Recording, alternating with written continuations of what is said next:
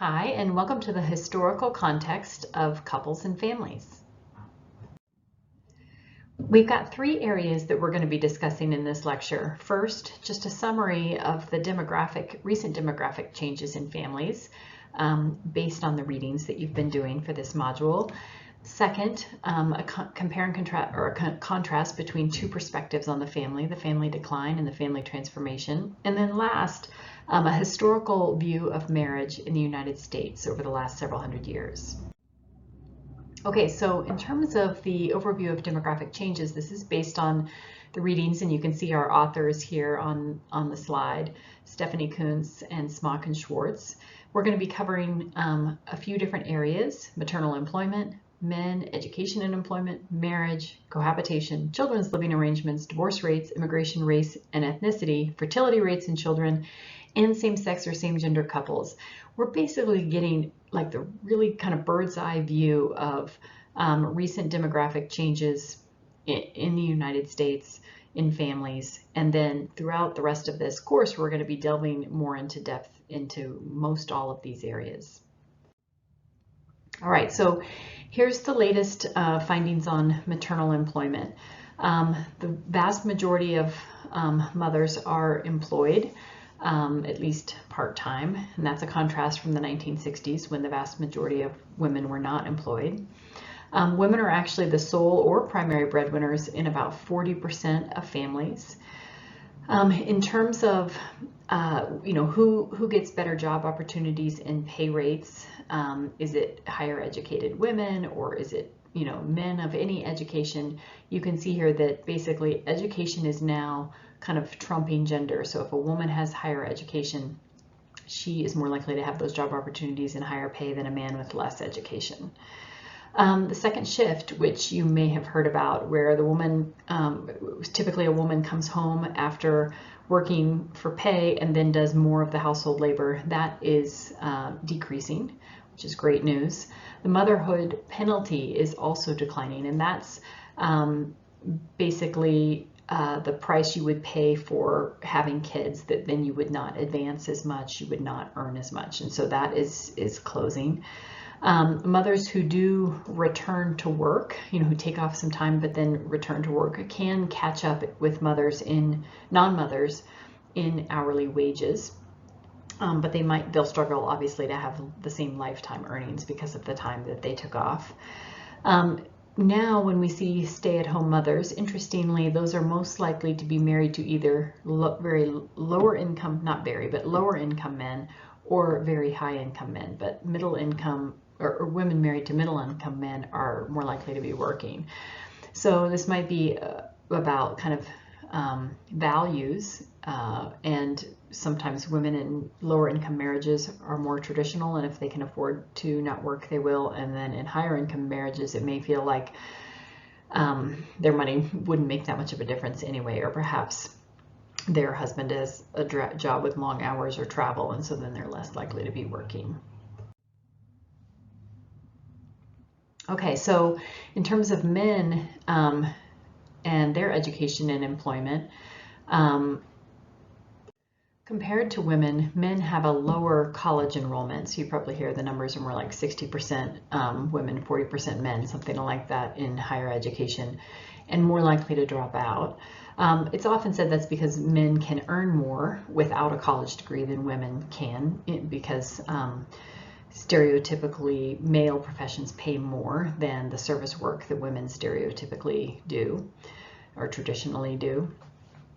However, even though men pay a lower initial penalty for not having a college degree, by midlife they will be earning less than men or women with a college degree. We are seeing an increasing poverty rate in working age men and a decreasing poverty rate in working age women, although women are still more likely to be poor. So as we're going to see, both marriage and divorce rates are declining, and it would lead us to think that maybe young people don't plan to get married, but emerging and young adults still express similar aspirations to want to marry as in the past, but that just may not kind of play out over the course of their life. We definitely see also that people are delaying the age of marriage, and we are also seeing, though, lower rates of marriage, especially if you have less money, or if you're an African American or Black American. However, obviously for same gender couples who, within the last several years obtained the legal right to marry, we are still seeing increasing marriage rates for same gender couples. But overall, why are we seeing decreasing marriage rates? Because we've got more alternatives to marriage. You can be considered an adult without getting married. There are more paths and options open for women. We'll be getting into these reasons in class. You can have a baby and not be married. People thus have different reasons to marry in the past. It's not just about combining property or simply just economic security, although that can be still a factor. And the way that people are kind of forming their lives and having families is increasingly diverse and doesn't always involve marriage for everybody. Okay, so cohabitation is increasing in all age groups. The majority of adults now cohabit at some point in their lives, and you can see that it's more common now for people to have cohabited than married. Most married people now cohabit first, but less cohabiting relationships are ending in marriage as in the past. Cohabitation is more likely to lead to marriage if a couple has higher education. We used to see a strong correlation between cohabitation and divorce. That effect has really decreased. And in fact, some individuals will actually have a benefit for cohabitation. It will decrease their likelihood of divorce should they marry. In terms of current trends in kids living arrangements, not surprisingly, the more money a family has, the more stability in family form, meaning less divorce, less romantic relationship breakups, less remarriages or reforming new relationships. And then the less money you have, the less stability you have in family form on average. Kids are increasingly likely to live in single-parent families as compared to two-parent families, and that's still vast majority of single-parent families are single mother families. Children are also increasingly likely to live with a grandparent. This is most likely to be in a co-resident situation where the grandparent is living with a parent and the child, and that's especially true, most likely true for Asian American kids. When it's a skip generation household, or what's called grandparents caring for grandchildren, and the parents aren't present, that's typically a very economically vulnerable family. Let's talk about the current trends in divorce rates. So overall, divorce rates are falling, especially for young adults, and this is mainly because people are less likely to be getting married, especially in the emerging and young adult years. But divorce rates are not falling for elders or low-income individuals. Those are still increasing. We are seeing increasing rates of post-divorce cohabitation instead of remarriage. So after going through a divorce, people are less likely to marry than they used to be in the past, and more likely to just cohabit. We're also seeing this divergence in rates of divorce between Black women and other women. So we didn't used to see as much of a racial difference in divorce rates, but increasingly divorce rates for Black women are higher. We also are seeing with the legalization of same-sex marriage, now we're seeing higher divorce and relationship dissolution rates for same-gender couples, especially female couples, as compared to cross-gender couples. Okay, what's happening with regards to immigration, race, and ethnicity? So there's increasing rates of Black, Latinx, and foreign-born Americans. However, immigration from Mexico has recently declined, and immigration from Asia has recently increased. What we know, and this has been fairly consistent actually, is that if you are born out of the United States and immigrate here, you're more likely to be younger. The foreign-born population is younger and has higher marriage rates. That hasn't changed so much. And Yet we also know that deportation that has been happening in recent years has increased family separation experiences. Okay, fertility rates. All right, so you probably hear that the total fertility rate is declining overall around the world. Here in the United States, it's stable to declining. We're not declining at the rate, and we're higher. We have a higher total fertility rate than most European countries. Total fertility rate, interestingly, is now rising for college-educated women.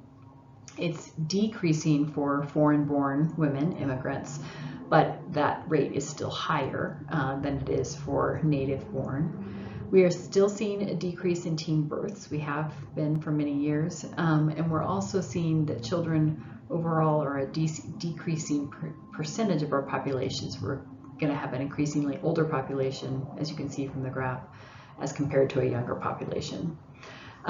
We are seeing increasing non-marital births, so births without being married. That's due to births primarily to increased births to cohabiting couples. Births to single mothers who are not cohabiting has remained stable.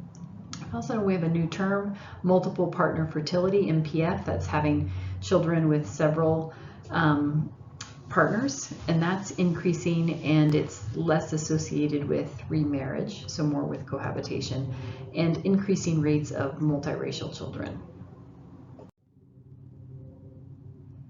So for same-sex or same-gender couples, we've seen this really rapid increase in support for same-sex marriage and family rights, correlating with the legalization of gay marriage.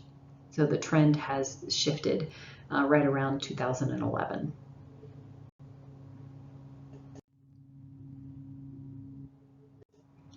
Okay, so what's happening with same-gender couples and families? Like we talked about, even though marriage rates for the overall population are declining, they're not for same-gender couples. We see about equal amounts of male and female couples marrying. On average, same-gender couples have higher education and income than cross-gender couples and are more likely to be dual earners. Unless kids are present, and then, as we're going to see, then they are more likely to be lower income than cross-gender couples with kids. We're seeing a trend of declining parenthood for same-gender couples, especially for male couples and white couples. Same-gender couples who do have kids are more likely to be female, non-white, and have lower income and education. We do see, however, higher rates of adoption among same-gender couples than different gender couples. Now we're going to transition into our second topic about the family decline versus the family transformation perspective, which are really about answering this question: is the institution of the family breaking down? So again, we have two general perspectives: the family decline perspective, which was really in the academic world developed and put forth by David Popenoe, who's now retired, who was a sociologist at Rutgers, and the family transformation perspective, which has been developed by several people, but specifically Stephanie Coontz, who you've heard a little bit about already in this module, who's a family historian at Evergreen State College. And we've been watching some of her videos and doing some reading by her.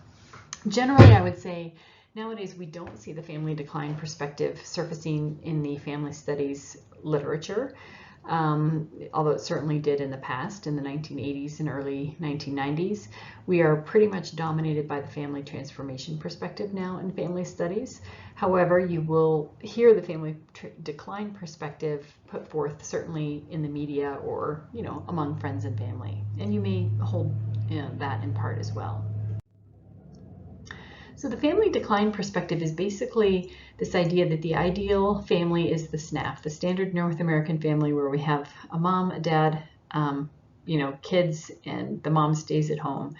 And so the family decline perspective would say, because the SNF is declining, family is declining, right? And the SNF is basically declining because we have higher rates of divorce. We are allowing, people or it's more permissible to have babies and not be married, or to be a single mother, to cohabit, to not have kids, to not get married, to be a working mom, to be a same-sex couple, because less religiosity may be governing, all of these kind of social norms, and the availability of birth control and legalized abortion gives people the ability to control having children. The family transformation perspective, on the other hand, really put forth by Stephanie Coontz, and these are all great books by her, are that families are increasingly complex, they're increasingly diverse, they are changing, and sometimes, and even though there's challenges, sometimes families are changing for the better, and we can have a real strong nostalgia trap for how we think things used to be that isn't actually true, and I think you can find research out there to demonstrate the effects of nostalgia, but we often remember the past in a more ideal way than it actually was. This comes up with my friends, sometimes because we're all old, right? And we're talking about the good old days at, when we're out to dinner or something like that. And I always kind of challenge my friends and I say, what year do you want to go back to specifically? And then let's talk really about what was happening in that year and what you're going to kind of lose, and give up if you go back to that year. So the family transformation perspective view of family's history would say, in fact, marriages are more likely to last longer today in the past due to higher death rates in the past. So if you didn't love the person you were with, chances are you weren't going to be with them that long because one of you was going to die. Children were less likely to live with their parents in the past than they are now. So we had higher orphanages, higher kind of apprentices, kids living with extended family. We definitely know that there were higher rates of abuse of children and women specifically. We of course had high rates of child labor until all those child labor laws were passed in the 1800s. And we also know that even though divorce is something that we don't think of as a positive thing, it can have positive effects. It's correlated when no-fault divorce laws began to be passed across all states and divorce became easier to obtain, and we'll be talking about that. We saw rates of female suicide fall and female homicide fall. And so you could take a look at this little video clip. No, you weren't born in the wrong decade for a little bit on the nostalgia about the past. So I'd ask you to think about kind of what's your view. Are you more on the family decline side? Are you more in the middle? Or are you more on the family is changing side? I have to say that I've often thought that this relates to two perspectives about students, whether that's undergrad or grad. And so just like we can think of family as declining or transforming, we can think of the current student population as declining or transforming. And occasionally I'll run across, I'll be in a faculty conversation where I'm hearing more of the student decline perspective. Basically, they're not as good as we used to be. They're less competent, they're less engaged, they're less motivated. And this, of course, sets up a more adversarial student-teacher relationship. When in fact, to be honest, the older generation has been complaining about the younger generation or worried about the younger generation since the beginning of time. And certainly we can find evidence of that, in writings throughout history. So instead, can we hold more of a student transformation perspective? Students are becoming increasingly diverse, our population. They are changing, sometimes for the better. We can have this nostalgia trap about how we used to be that isn't really accurate because probably our professors were complaining about us too. And instead, can we remind ourselves as teaching faculty that students have a lot to teach us, you have a lot to teach me, and we're all on the same side. Steven Pinker is a psychologist. He's written about a number of different topics, but he has studied basically how actually things are getting better overall in this world, perhaps with the exception of climate change being one of the large things that aren't, but so many things, especially related to violence and families and poverty, are decreasing. And so you can see kind of all the declines that we've seen over time throughout history. And I encourage you to watch his TED Talk, Is the World Getting Better or Worse? It will give you great ammunition the next time people are complaining about how awful things are and how good they used to be in the past, the good old days. All right, so let's transition into our third topic, the historical perspective of marriage in the U.S. All right, so I encourage you to take a look for a few minutes at the Stephanie Kuntz video on marriage. This was based on a book she wrote called Marriage History. This was recorded, and the book was written prior to the legalization of same-sex marriage.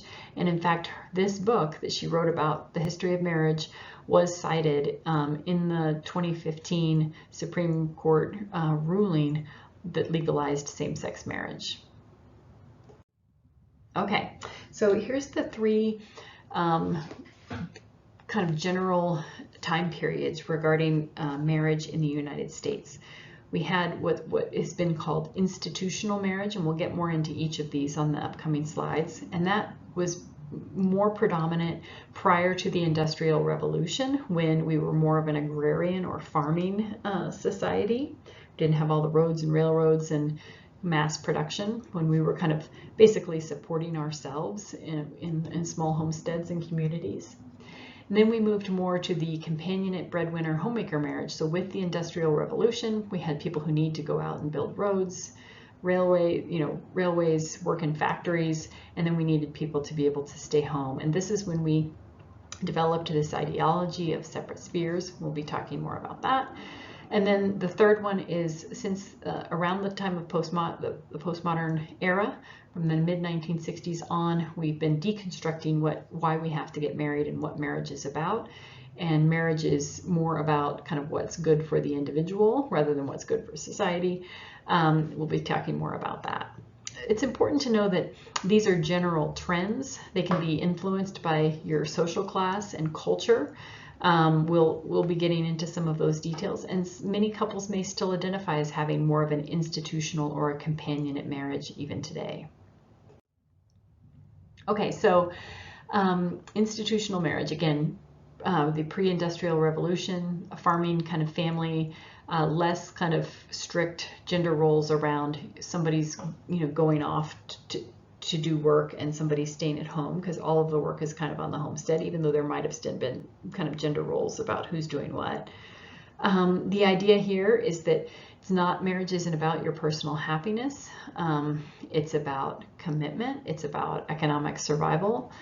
And yet, even though this is more kind of in the past, we know that highly religious couples might still identify with this model. It's not about whether or not you're happy.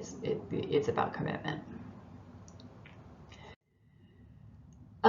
Then a little bit more about the companionate breadwinner homemaker marriage. So again, that's the Industrial Revolution. This is when we developed this ideology of separate spheres, that women would be responsible for the private sphere at home, and men would be responsible for the public sphere out in the world of work. And so men should be going into factories or going out, and women should be staying at home.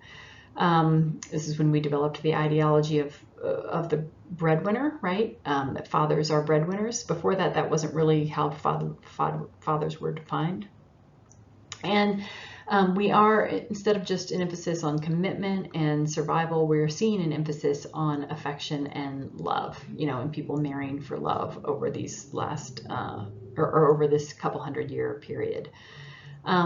We do know that there are lots of people still choosing two-parent families, especially choosing separate spheres for kind of economic survival and stability, where one person is prioritizing home and one person is prioritizing work, even if maybe they don't find it as personally fulfilling, and perhaps it feels just temporary, but it's kind of what they're doing at this time. Okay, and then the self-expressive individualistic marriage, again, corresponds with postmodernism. This is questioning marriage, right? And so we're now seeing less societal control, what's called the deinstitutionalization of marriage. Divorce is now more acceptable. It's also more acceptable to not marry. Marriage is starting to see it more as a personal choice, as kind of what makes you happy rather than something that you have to do and have to be in a panic about doing, even if you don't want to. In terms of whether or not we are really marrying in a more individualistic way than we were in the past, there's not a lot of data, because we weren't studying marriages over the last several hundred years to see how much they were self-expressive or individualistic. We do know that, and of course, people are still marrying for financial security. They're still marrying for a sense of belongingness. They're still not marrying for love. This isn't always just about, and maybe these things are best for me, but it's not always just all about me, the individual. So related to that is this controversial idea of self-actualization that was put forth a number of years ago in an academic journal by Finkel and colleagues, and then countered by a lot of other authors.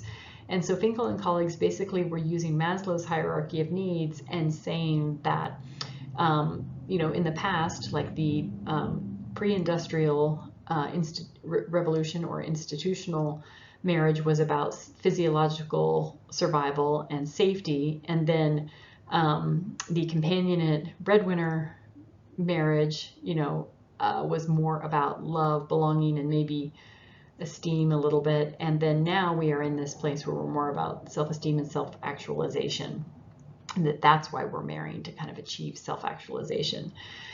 So again, we don't have a lot of evidence that, and then I should say, and so then Finkel have said that because we are placing so much pressure on marriage as our source of self-actualization, that's unreasonable, and that's contributing to our divorce rates.